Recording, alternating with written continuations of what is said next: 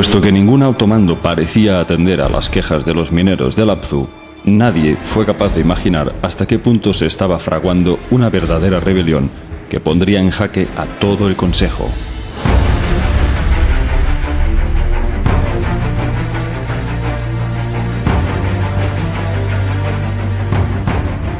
El primero en darse cuenta del problema fue Ninurta, el hijo del gran líder Enlil. Ninurta vio que los cargamentos de oro en Bat Tibira estaban disminuyendo. Algo estaba retrasando la producción, así que decidió acudir a las minas para ver qué ocurría. La llegada de Ninurta coincidió con el momento más álgido. Allí se encontró con una revuelta violenta y descontrolada. Los mineros gritaban con ira y tiraban sus herramientas en varias piras al fuego. Cuando Ninurta les preguntó qué ocurría, le gritaron: «Desde que ha aumentado el calor en la Tierra, el trabajo se ha hecho insoportable, inaguantable. Nosotros somos astronautas, no mineros». Ninurta intentó frenar las hostilidades, pero fue inútil. Los mineros se abrieron paso hasta la salida de las minas, gritando que ya no volverían al trabajo. Asustado, Ninurta avisó a Enki. «Convoquemos a Enlil», gritó Enki. Una vez que Enlil fue informado de aquel motín, se instaló en una vivienda muy próxima a las excavaciones de Lapzu para determinar una posible solución. Sin embargo, en cuanto los mineros supieron que Enlil estaba cerca, se apiñaron como un ejército y, armados con hachas y antorchas, decidieron dirigirse hacia la casa de Enlil para exigirle el cese de las minas. «Vamos a enervar a Enlil en su morada, que nos libere del duro trabajo».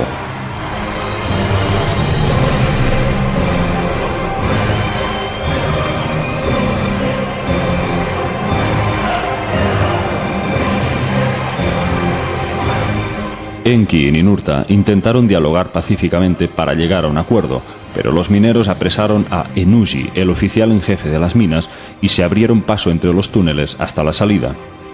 Llevando a Ennugi como rehén, acudieron en tropel frente a la casa de Enlil y la rodearon con gritos amenazantes.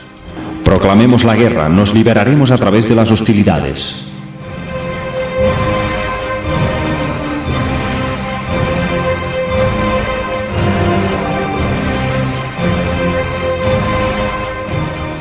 Cuando el guardián de Enlil vio llegar a toda la multitud con antorchas, irrumpiendo en plena noche, atrancó la puerta y avisó a Nusku, el visir de Enlil.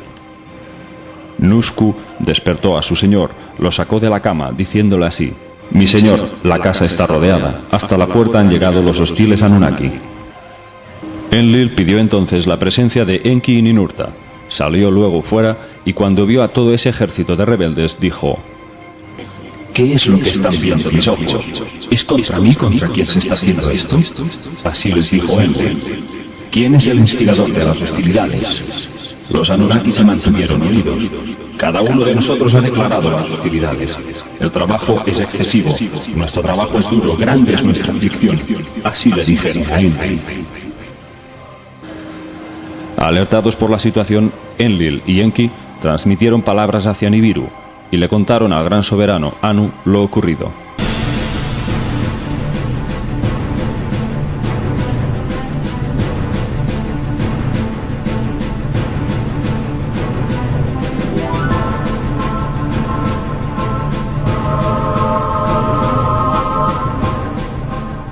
Pero Anu, lejos de hacerse cargo de la gravedad del motín, respondió: «Hay que obtener oro, el trabajo debe continuar». Entonces Enlil preguntó a los mineros quién había sido el instigador de aquella revuelta, con intención de sentenciarlo a un severo castigo para escarmentar al resto. Pero no solo no obtuvo ningún nombre, sino que las hostilidades aumentaron.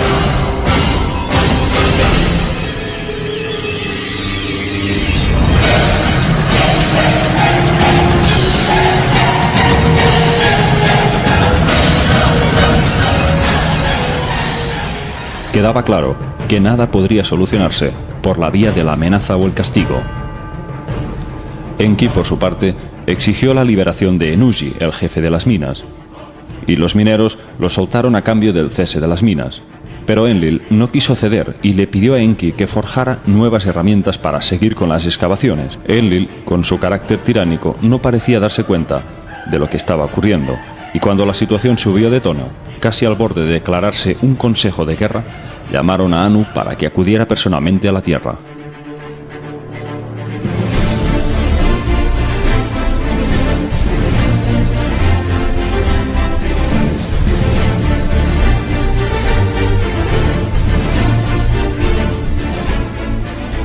Una vez estuvieron todos los líderes reunidos, se celebró una asamblea extraordinaria para debatir las posibles alternativas.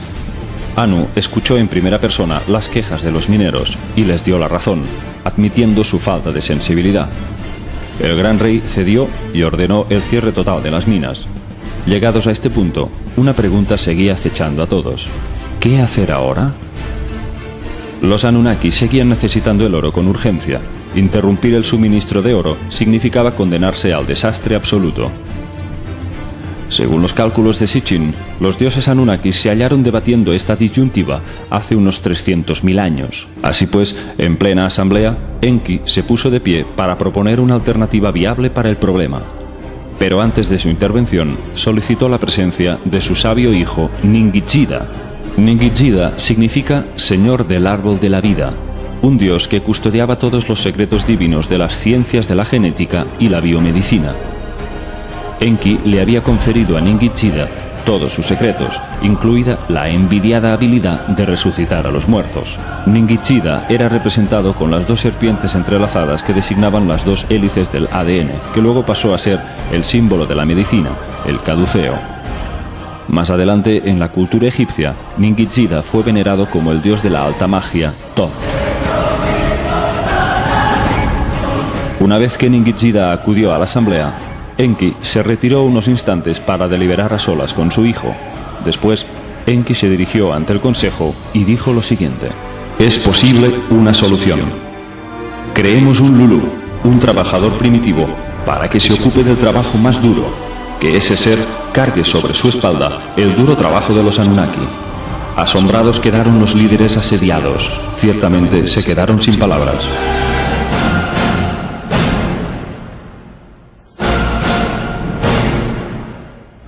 Aquellas palabras agitaron a todos los presentes.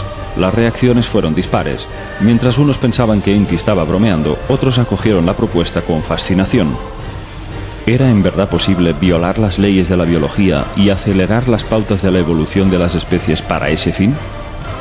¿Qué repercusiones tendría interferir en el curso natural de la vida para crear un ser pensante que realizara el trabajo sucio como un sirviente para ellos?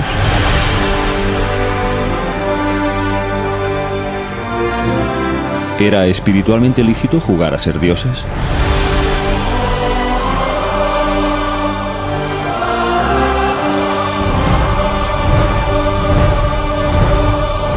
Lo que Enki planteaba fue acogido como un asunto muy grave.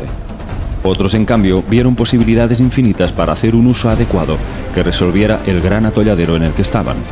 Grandes preguntas surgieron, y muchos fueron los dilemas morales y las dudas que encendió aquella arriesgada opción. Todos preguntaron a Ninhursag, la más cualificada e instruida doctora, si aquello que decía Enki era viable. ¿Acaso hay alguien aquí que haya oído hablar de eso? Ninhursag respondió: no se había oído hablar de algo así nunca. Todos los seres descienden de una simiente. Cada ser se desarrolló a lo largo de eones a partir de otro. Ninguno vino nunca de la nada. Entonces todos se volvieron hacia Enki, quien sonriente dijo: «¿Cuánta razón tienes, hermana? Dejadme que os revele un secreto de Apsu. El ser que necesitamos existe ya. Todo lo que tenemos que hacer es ponerle la señal de nuestra esencia. Así se creará un Lulu, un trabajador primitivo». Lo que Enki pretendía no era crear una nueva especie desde cero, sino mezclar la esencia de los primates con los de su raza Anunnaki, conformando así un hibridaje. De esta manera, el mono salvaje, movido solo por el instinto, sería provisto de la capacidad de razonar para que pudiera aprender a utilizar las herramientas y convertirse en un perfecto sirviente o esclavo en las minas. Enki se disponía a darle un empujón a la evolución, un espaldarazo de al menos 40 millones de años de evolución.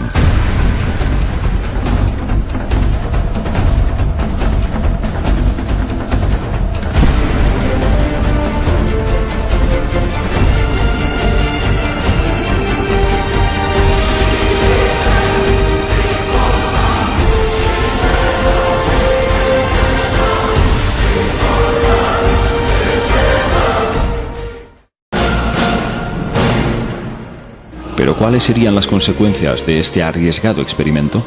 ¿Y cómo afectaría eso a sus vidas? Sitchin consideraba que el primate que había elegido Enki era el Homo erectus, pero muchos expertos difieren y consideran que en realidad fue el Neandertal. Existen criaturas en el Apsu, dijo Enki, que caminan erectas, sobre dos piernas. Las patas delanteras las utilizan como brazos, de manos están dotados, viven entre los animales de las estepas, no saben vestirse, comen plantas con la boca, beben agua de los lagos y de las zanjas, tienen todo el cuerpo peludo, el pelo de la cabeza es como el de un león.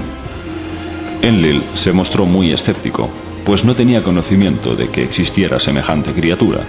Así que Enki les llevó a todos al Apsu y les invitó a visitar su laboratorio biológico llamado Shi-Im-Ti, que significa la casa donde se insufla el viento de la vida. Allí les mostró a un montón de primates enjaulados, con los que estaba experimentando. Todos se quedaron sin palabras. Nunca habían visto a esos seres salvajes. Enki les dijo que su hijo Ningishida había comprobado una gran compatibilidad genética que les unía con esa especie. Por lo tanto, el hibridaje era viable. Enlil consideró aquello como una aberración, una grave alteración de las leyes de la naturaleza. Desaprobó con rechazo cualquier intento de experimentar con los primates. Enki tendría que esforzarse un poco más para lograr